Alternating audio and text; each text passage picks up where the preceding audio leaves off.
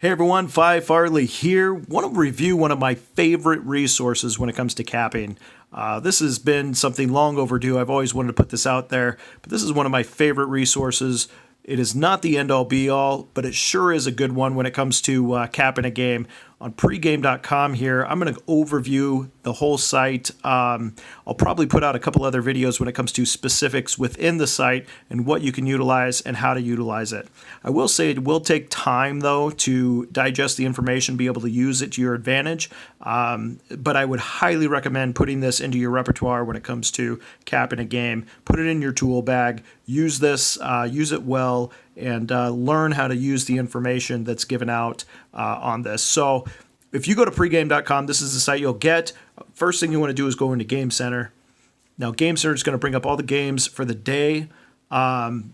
This is great information right out of the gates, a lot of data, and I'm going to go through this here as efficiently as possible and kind of go through what we have and then the best way to use this. Again, I'll have follow-up videos, so make sure you're subscribing so you can follow along and get those videos as they come out. So here we go. We got the Game Center. First, we start with NBA games. No, these are going by game number, just FYI, top to bottom. They use the game number in Vegas for how it's stacked. So you got the first games tipping off early, Pistons, Cavs, Trailblazers, Raptors going on. Then you got the 4:35, 5 o'clock tip-off. I actually put a play in on that Nets game. That's tipping off here in about 5 minutes. Then you got the college basketball games. A bunch of the 4 o'clocks tipped off. Pacific time. Below that, you'll get the 5 o'clock, 6 o'clock, and later on into the evening. Now, if we go from left to right, these games are going on right now that are in green. So we have a score going on the left that you could see as the game is going. This was my best bet of the day, Ohio State, Maryland. Right now we got a 15-13 score, 7:25 left in the first. Now we also have an opening line here of -2. That game ended at -3 at the time of tip. 63% of the tickets, 63% of the tickets were over on the Maryland side. Meanwhile, 60% of the money was on the Maryland side. So we had a little bit of a public play there. Now, one way to interpret this is very important. One way to interpret cash versus tickets, so money versus tickets, is the money side is more of a sharp side. Bigger money typically comes from better players. Tickets is going to come from a public side. Average Joe, their sharp is outnumbered 100-1.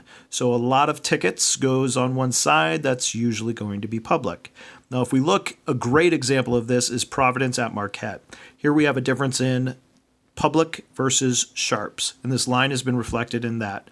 We opened at a -9. It's down to a -5.5, both favoring Marquette. But again, this is not the end-all be-all. So first we see that big movement, and then we say, okay, what is going on with this line? Is there an injury? Is there a lineup change? Is there, something that the sharps know that the public doesn't know? Because if we go by ranking, Marquette is the favorite here. If we go by record, Marquette is the favorite. They're at home, so again, favoring Marquette. So we got to dig in a little bit deeper, and here we see a nice matchup, nice scheduling advantage for Providence, which kind of goes under the radar and isn't really valued into the line. So 69% of the tickets, a lot of public tickets over on the Marquette side. Meanwhile, bigger money, sharper money over on the Providence side, moving that line down. So here we have a really good example of what would be a good play would be on the Providence side following that sharp money. Typically, sharp money means money that we want to follow.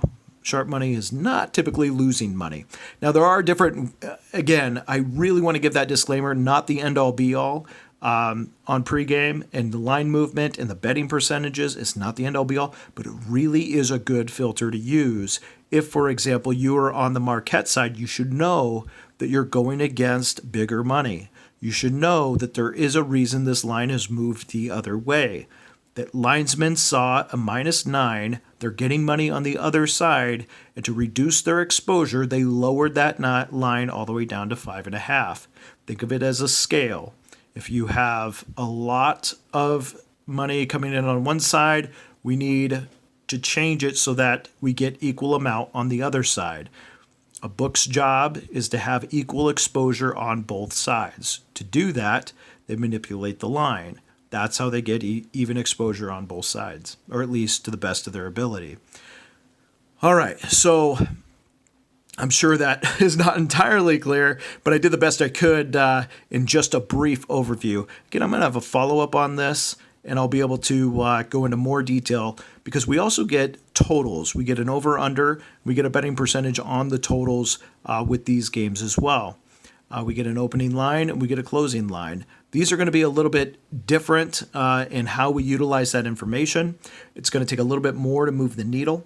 It's more important on where that line is moving versus the betting percentages. And that's something you'll be able to feel out the more you engage with the site. So there's also additional information if you click into the game. I'm not going to do that here on this video, but if you click into the game, you can then get additional information on that game. You can get every wager that is captured, so you can see exactly how much money is being reflected in this. It is not all the money that is put in either through Vegas or throughout all the online books. It's only a few, but you can also get where the best line is across several books. And so, there's more information once we click into that. That'll probably be saved for another video. One other thing I want to mention is this isn't the only site that does this. There are other sites that you can utilize. This has been, in 20 years, this has been the best site I've found for this information. It's one I like to use. It's one that I've become very, very familiar with and gotten to know very, very well. Now, one other game I want to end with as a game that I'm going to be making a play on myself is Knicks at the Lakers. We can see a 7:35 tip-off. Line open up at 13.5 is now down to 12.5. We're getting a lot of sharp money over on that Knicks side. Lakers are a very public team, always have been a public team. They're close to Vegas. Everyone loves to bet them right now. Couldn't be more popular. 70% of the tickets are over on the Lakers. Meanwhile, 66% of the money sitting over on the Knicks. So this is one that I want to open up, I want to go into, and I want to dig in a little bit further. That's kind of where I want to leave that. I'm going to point something out also really quick that's interesting is we have some stubborn line movement here with the Suns. Now, this isn't exactly what's going on here. I know a little bit more about this one, but just to point out that sometimes you'll see what I call stubborn line movement, and that's where we have a favorite, and the line is going up towards the favorite, even though there's money coming in on the other side. Now, that could typically be because they have a syndicate that has indicated they are going with the favorite or the one side. There is something that, there's a reason why they want to offset their exposure in Vegas, or online books, and they want to move that towards the opposite of what the money looks like at the time. They could be anticipating more money on the other side. They know the syndicates are on the other side. By syndicates, I mean betting groups, big money coming in on the other side. So they're already preemptively offsetting their exposure. So just something to be aware of. Not the end all be all as far as seeing line movement, seeing betting percentages, but it is a really good place to start. It tells the story of the game from an overview level. You got to dig in further, though. If you want to dig in to see what's actually going on, every single game needs more than one level before a pick is made, in my opinion. So first we see this, then we can start digging into the game, finding out what's going on within a side. Or if you do it the other way, find out about a game, you like a side, you're feeling good, come over here to Pregame, check it out, see where the betting percentages are. Always like the Knicks playing in LA. So, hey, perfect. This lines up perfect for what I was thinking. Make a play. Sometimes, of course, you want to check injuries, you want to check lineups, all the others. But really good place to start. I hope this was helpful for you. I apologize. I'm not a tech guru. I'm not great. And so you're actually just getting a video of my iPad here.